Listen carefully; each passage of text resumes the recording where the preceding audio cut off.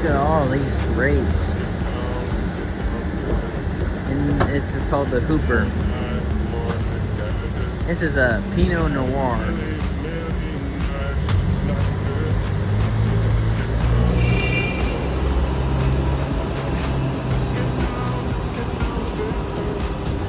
All that's going into this little machine right here.